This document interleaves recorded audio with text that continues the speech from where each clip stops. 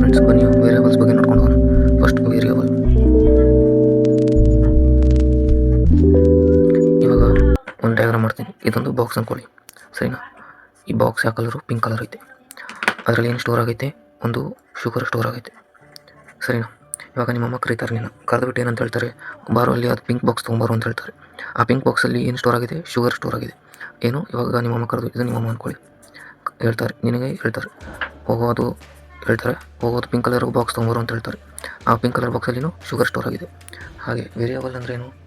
Which stores a value.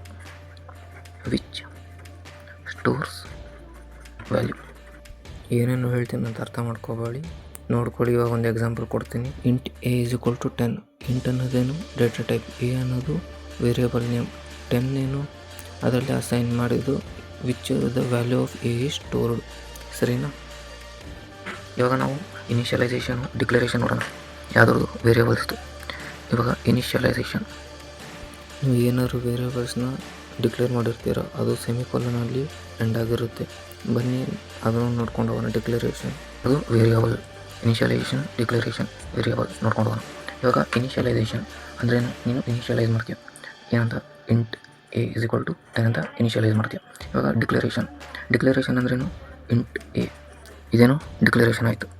Int A ಅನ್ನೋದು initialisation. ಇದು initial ಮಾಡ್ದಂಗೆ ಎಗೆ ನಾಮಕರಣ ಮಾಡಿದ್ಯಾ. ಈ ಎಗೆ ನಾಮಕರಣ ಮಾಡಿಲ್ಲ.